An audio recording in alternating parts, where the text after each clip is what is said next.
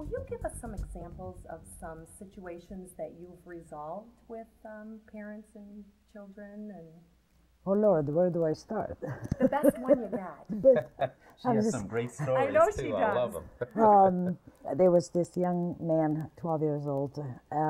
His mother bought him a cell phone, so she could keep in touch with him. And every day, come through the garage, go through the back door, have his snack, get his skateboard, and go outside and play with his friend, and leave the cell phone home. He wouldn't come home until 7:30. You know, at 7:30, he's been skateboarding all this time for 3 hours probably, tired and hungry. He wanted to eat, he didn't want to do homework. So his mother was very frustrated. She brings him in, and I start working with him, and I start asking the strategies, because we do have strategies in our mind on how we see ourselves. We make a decision about any behavior, the way we see it, the way we look at it, the way we talk to ourselves, and the way it feels. So I said, you know, I'm curious about something. When you're out there skating, are you enjoying yourself? Yes. How much? A lot. I said, then while you're out there, what are you thinking about? I enjoying myself. I said, you know, I'm curious. Are you thinking, what happens when you go home? My mom yells. I said, do you like it? No. I said, I wonder how much, when you're out there, you're thinking about the consequences of you sneaking out of the house. And so he started thinking about it, and he goes, wow, I do think about it the whole time. I said, I wonder what would happen if you go home, have your snack, spend an hour and a half on doing your homework, and then go out there and play with your friend with the skateboard. Just for this week, do it for me, would you? I knew if he had that experience, it would change the way he thought about it. So he comes back the following week and he says, you know, I enjoyed myself. I really enjoy skateboarding, and I didn't have nothing to think about because he already had done his homework. And it changed the whole dynamic with the whole family, because his mother would yell at him, the other siblings would get involved, and it would end up in a big war. So that alone, I mean, there's so many others. That's why I said, where do I start? Yeah, see, that's such a powerful story, because a lot of times it's all about mindset. Now, when Anna first told me that story, it made me realize that a lot of this information is not only good for kids, but good for adults too, because how often in our lives do we go out and we attempt to have a good time, but we've got things on our mind that should be attended to, not realizing if I take care of business first, I can go out and not have to worry about that. And once she switched that little key element, or as Anna likes to call it, reframing, in this young person's head, it made all the difference in the world, and he even became a better student. And technique like this is stuff that any parent could do by, you know, checking out this particular program. It's just some great stuff, some great stuff. Just teaching him how he could more enjoy what he was doing. Absolutely. By just... Because a lot of people don't even realize the strategies that we do in our mind. You know, as human beings, we do use the visual, the auditory, and the feelings. And the sequence of the visual and the words and the feelings, it makes a difference in how we make decisions, how we make choices, and how we become motivated or demotivated.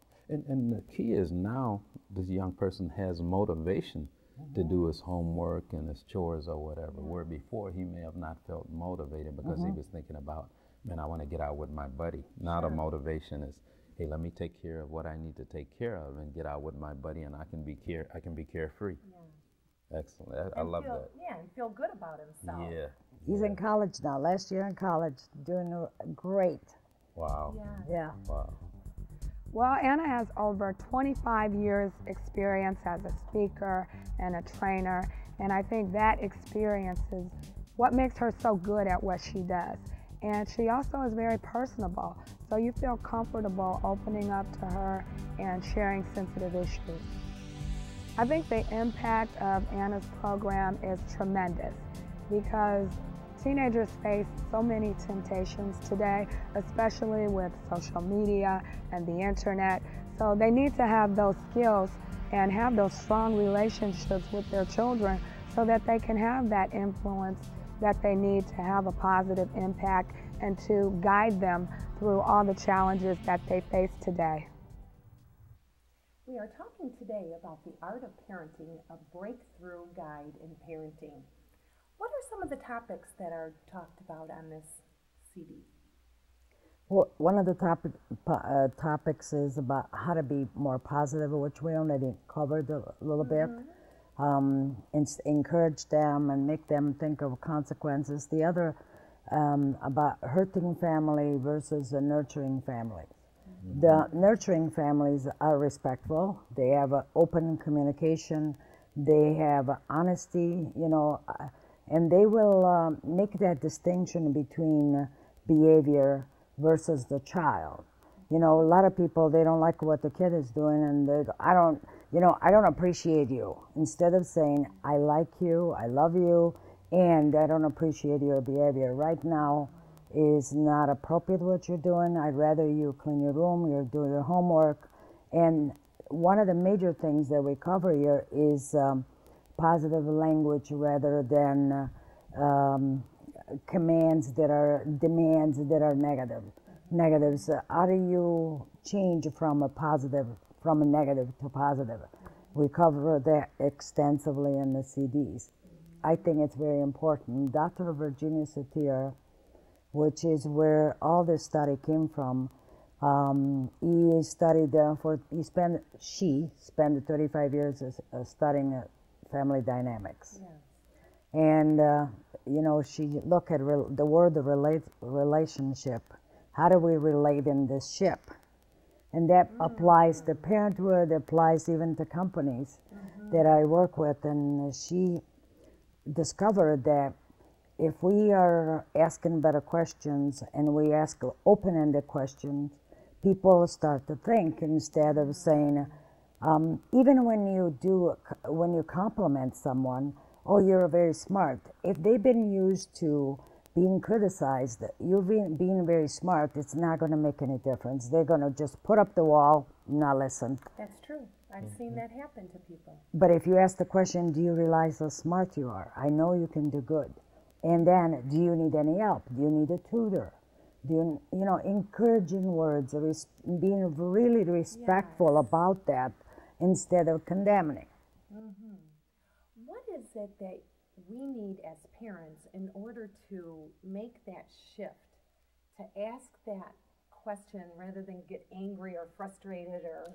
Well, let me kind of answer that, Donna. One of the things we need, and Anna says this a lot, is resources. Yeah, tell me more. A lot of times what happens is we just act on, built-in principles maybe that, well, when I was coming up, my parents did this or that and it worked for me.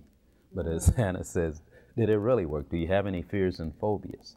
So quite often we are operating on instinct, but once we have resources to draw from by gaining new information, we can stop and think when our kids or sons or daughters do something, rather than just react, think in terms of what outcome do I want. Once we change our thinking, and that's one of the powerful things about the program, is it focuses on what we need to take a look at as parents and realize the impact that has on our kids' lives.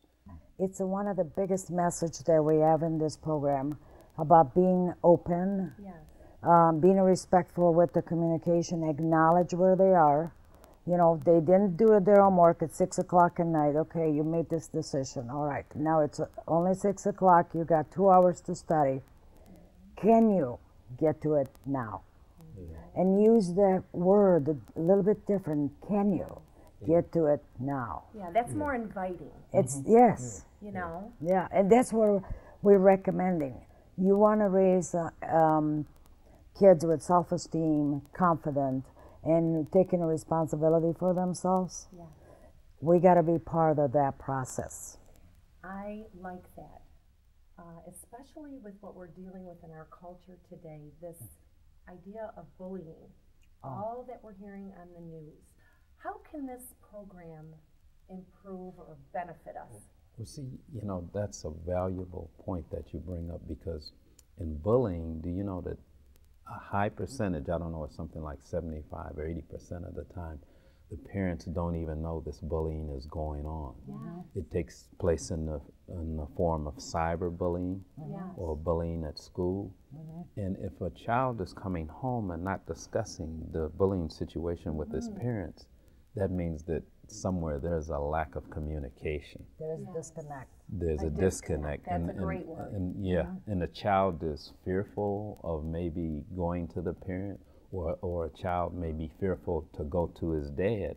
If it's a young male child, he may feel like, well, if I go to my dad, he'll think I'm a wimpy kid, and see, so a lot of times we as parents have to look at, are we keeping the lines of communication open by making our kids feel safe and comfortable to come and talk to us about anything? Wouldn't you agree, Anna? Absolutely, absolutely. Because they feel, being bullied, they feel bad enough. And if they have not been encouraged at home and their self-esteem is low, they go, my dad is going to criticize me. My mom is going to think that I'm a wimp, like he said. And so they keep it all inside. And the more they keep it inside, the worse they feel.